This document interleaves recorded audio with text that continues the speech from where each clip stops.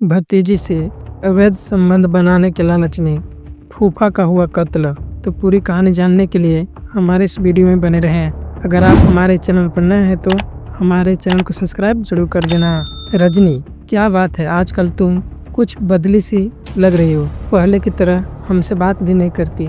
मिलने की बात करो तो बहाने बनाने लगती हो। फोन करो तो ठीक से बात भी नहीं करती। कहीं हमारे बीच कोई और तो नहीं आ गया। ये सब बात कमल अपने प्रेमिका रजनी से कर रहा था। रजनी ने जवाब दिया, नहीं, ऐसी कोई बात नहीं है। मेरे जीवन में तुम्हारे अलावा कोई और आ ही नहीं सकता। रजनी और कमल लखनऊ जिले के थाना निगोहा क्षेत्र के रहने वाले थे। दोनों का काफी दिनों से प्रेम संबंध चल रहा था। कमल को थोड़ा शक हुआ तो उसने एक बार फिर रजनी से पूछा, रजनी, तुम मुझसे कुछ छिपा रही हो।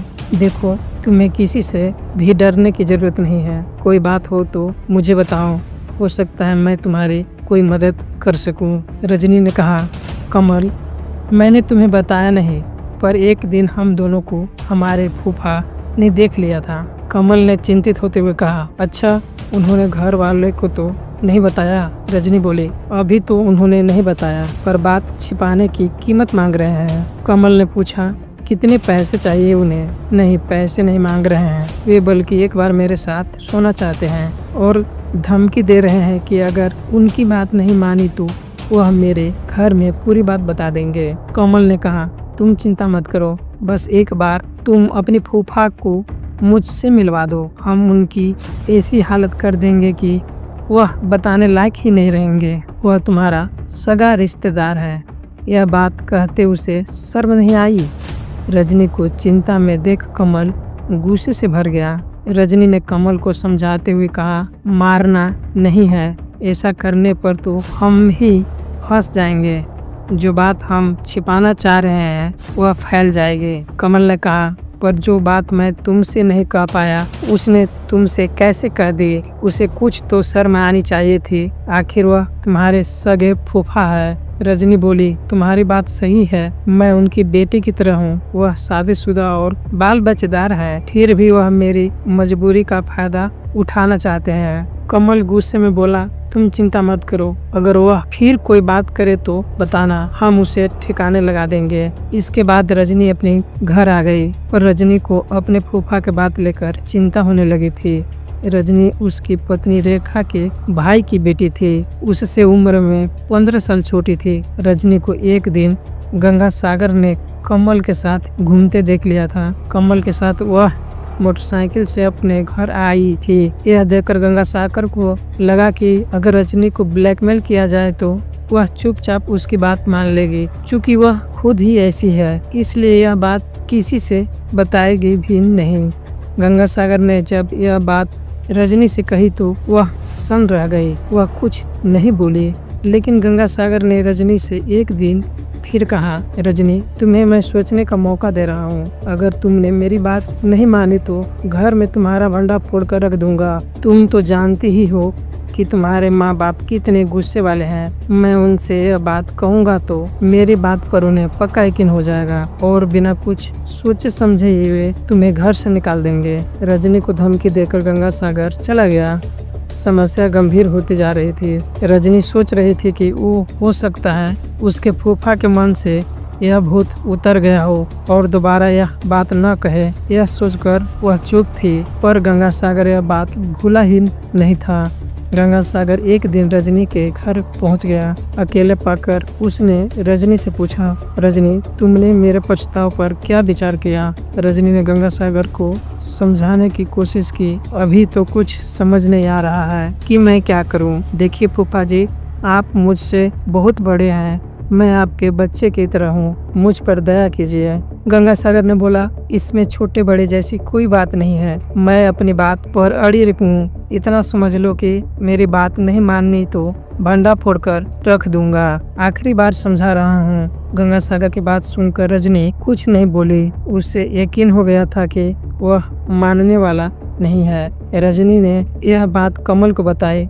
कमल ने कहा, ठीक है, किसी दिन उसे बुला लो। इसके बाद रजनी और कमल ने एक योजना बनाई। अगर वह अब भी नहीं माना तो उसे सबक सिखा देंगे। दूसरी ओर गंगासागर को रजनी से संबंध बनाने का भूत सवार था। सुबह होते ही गंगासागर का फोन आ गया। फूफा का फोन देखते ही रजनी समझ गई कि अब वह मानेगा नहीं। कमल ने जो योजना बनाया था उस पर सोचकर रजनी ने फोन रिसीव करते हुए कहा, फूफा जी आप कल रात को आइए, आप जैसा कहेंगे मैं करने को तैयार हूँ। रजनी इतनी जल्दी मान जाएगी, गंगासागर को यह उम्मीद ही नहीं थी। अगले दिन शाम को उसने रजनी को फोन कर पूछा कि वह कहाँ मिलेगी। रजनी ने उसे मिलने की जगह बता दी। गंगासागर ने 8 बजे रात को अपनी पत्नी को बताया कि दोस्त के घर बर्थडे पार्टी है, अपने साथी विपिन के साथ वहीं जा रहा हूँ। गंगासागर रात 11 बजे तक घर नहीं लौटा तो पत्नी रेखा ने उसे फोन किया, लेकिन उसका फोन बंद था। रेखा ने सोचा कि हो सकता है ज्यादा रात होने की वजह से वह वहीं रुक गए होंगे, सुबह आ जाएंगे।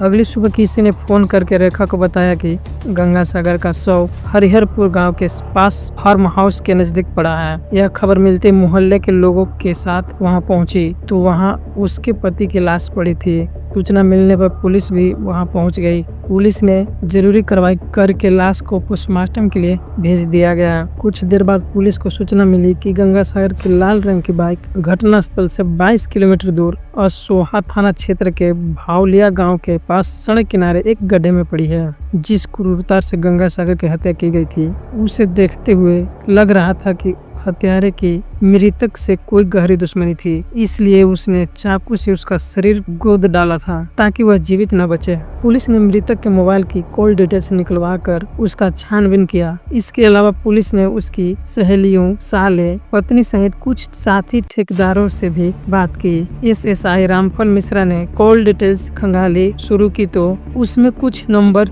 संदिग्ध लगे। लखनऊ के एसएसपी कलानिधि नैथानी ने घटना के खुलासे के लिए एसपी क्राइम दिनेश कुमार सिंह के निर्देश में एक टीम का गठन किया। कॉल डिटेल्स से पता चला कि घटना की रात गंगासागर, रजनी, कमल और कमल के दोस्त बबलू से बातचीत हुई थी। पुलिस ने रजनी से पूछताछ शुरू की और उसे बताया, हमें सब पता है कि गंगासागर की हत्या किसने की है। तुम हमें सिर्फ यह बता दो कि आखिर उसकी हत्या करने की वजह क्या थी। रजनी सीधी सादी थी। वह पुलिस को बातों में आ गई और उसने स्वीकार कर लिया कि उसकी हत्या उसने अपने प्रेमी के साथ मिलकर की है। उसने बताया कि उसके फूफा गंगासागर ने उसका जीना दुश्वार कर दिया था, जिसकी वजह से उसे यह कदम उठाना पड़ा। रजनी ने पुलिस को हत्या की पूरी कहानी बता दी। गंगासागर की ब्लैकमेलिंग से परेशान रजनी ने उसे फार्म हाउस के पास मिलने को बुलाया था। वहाँ कमल और उसका साथी बबलू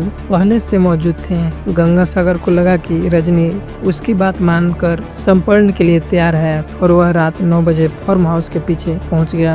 गंगासागर के मन में लड्डू फूट रहे थे। जैसे ही उसने रजनी से प्यार मोहब्बत भरी बातें करनी शुरू की, वहां पहले से मौजूद कमल ने अंधेरे का लाभ उठाकर उस पर लोहे के रड से हमला कर दिया। गंगासागर वहीं पर गिर गया। फिर चाकू से उसकी गर्दन पर कई बार वार किए गए। जब तक वह मर नहीं गया, कमल और बबलू ने उस पर वार करते रहे। कमल और बबलू खून से सने कपड़े, चाकू और रॉड वहां से कुछ दूर पर झाड़ के किनारे जमीन में दबा दिए। दोनों एक कपड़े साथ लेकर आए थे। उन्हें पहनकर कमल गंगासागर के बाइक लेकर भाग गया। बबलू रजनी को अपनी बाइक पर बैठाकर गांव से लाया और उसे उसके घर छोड़ लिया। कमल ने गंगासागर की बाइक भावलिया गांव के पास सड़क किनारे गड्ढे में डाल दिया, जिससे लोग गुमराह हो गए। पुलिस ने बड़ी मेहनत से केस की छानबीन की और हत्या का 4 दिन में ही खुलासा कर दिया। तो दोस्तों, कहानी सुनाने का उद्देश्य आपके भावनाओं को ठेस पहुंचाना नहीं था, न ही किसी के दिल दुखाना था। बस आपको सचेत करना था, आपको जागरूक करना था। तो दोस्तों, फिर मिलूंगा कल आपसे एक नई कहानी के साथ। तब तक आप अपना और अपनों का ख्याल रखें।